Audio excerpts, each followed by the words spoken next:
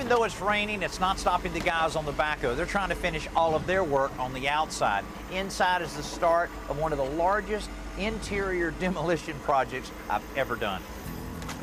Man, this is almost too intense with all the work taking place outside and all the stuff taking place inside. Look, even old Wiley's getting involved with the work. What, is that the only door that you moved today, or you're actually doing a little work here? No, I didn't count them up, but it's quite a few.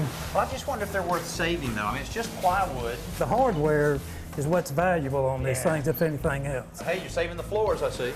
They're really in pretty good shape, and that's just what it takes. Now, I saw Tim earlier working on some of the light fixtures over here and trying to save some of the brass fixtures. You never know. Maybe we can refinish those things and try those out. Well, I tell you, it's pretty cool to find something in the project where you can reuse some of the items that you've taken out of the house. I know everybody's been kind of pulling straws to see who's going to end up crawling under this house and looking around. I know I looked under the house before I bought it and everything, and seems okay, but with a little bit of settling and everything, looks to me like this might be the place for us to get underneath that house. Well, I think so too. I think so. One of our conversations before, you'd mentioned there might be some undisclosed termite damage, but also we have some erosion problems on the outside of the house where the water saturates and sits up against the outside of the foundation. That could very well be it too. Yeah, that could easily be it. Well, you know, all these thousands of houses we've remodeled over the years, we always talk about that one house where you tear a section of the wall out and those gold coins start pouring out,